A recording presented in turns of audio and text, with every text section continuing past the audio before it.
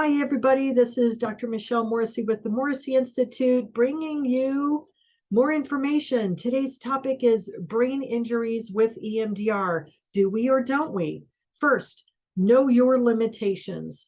If you haven't had training and you don't have a consultant who has experience with it, please do not do any harm by saying, oh yeah, I can do that. We need to remember to stay in our lane until we get enough training and supervision or consultation to know what we are doing. Okay, so with that out of the way, 4 quick things to think about. What type of injury did they have? Was it a concussive blast? Was it a punch to the head? Was it from a car accident where it was more whiplash?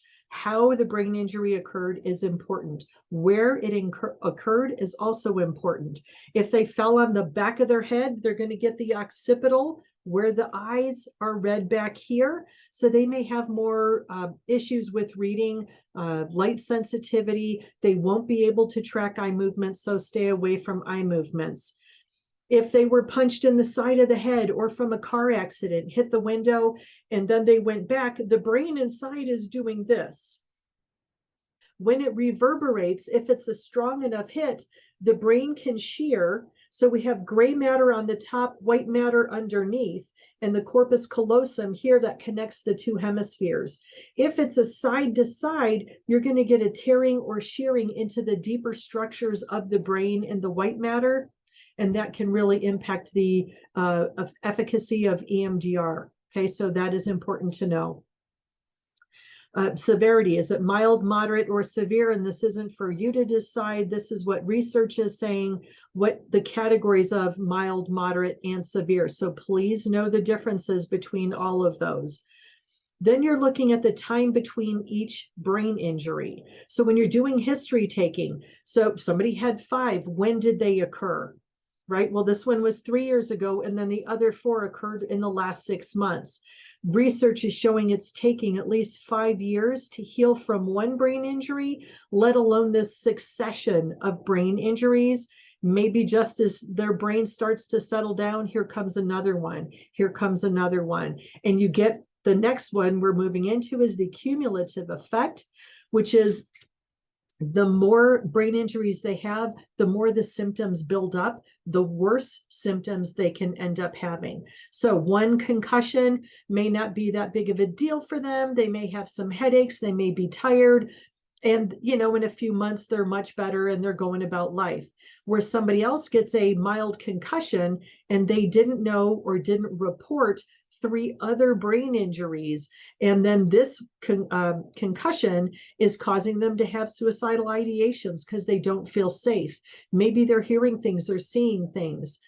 Maybe they're feeling things, right? Stabbing pains, like somebody's hurting them. And so all of this needs to be taken into account before you work on somebody.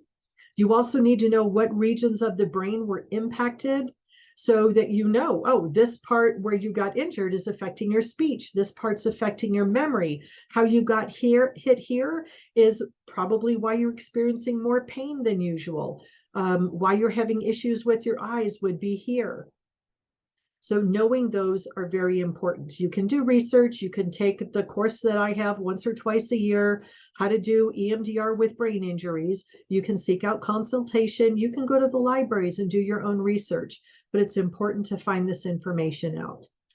Okay, so the next thing is, what are we going to do once we have all this? Well, you're going to do your history taking. You're going to find out all this information. You are going to treat each thing, each injury, and you're going to start like we usually do at the lowest and work your way up. They may process information out of order because the brain has got scattered thinking. It may be because all the fragments of their memories are all over and they can't make sense of it, which goes back to the brain being an electrical system and how it's able to make sense of all of that. And if there's been an injury and everything isn't working, like the cogs on a clock aren't working correctly because we are an electrical system, then everything is going to be what clients report to me as being wonky. I just don't feel right. There's something wrong. I can't trust my brain. I can't find my way home when I used to. These are all important things. So we want to go slow so that we can peel these away a little bit at a time. I know you want to get in there and help them, and you want to do it as quickly as possible. You cannot do that with brain injured clients, especially. You may try or get lucky with other clients, but you cannot do that with brain injured clients. They need things to go slow. Their processing speed has been affected by their brain injuries. So you might have shorter sets in general. Your sessions may be only 30 to 45 minutes before their brain's exhausted. You're going to want to use shorter sets. You're going to want to use slower speeds when you do your sets.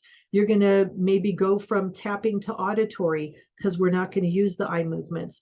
There's many things to know about this. So please do your research, take your classes, get educated before you work on somebody with a brain injury, because you don't want things to end up worse for them. And if you need any information, you know how to reach me.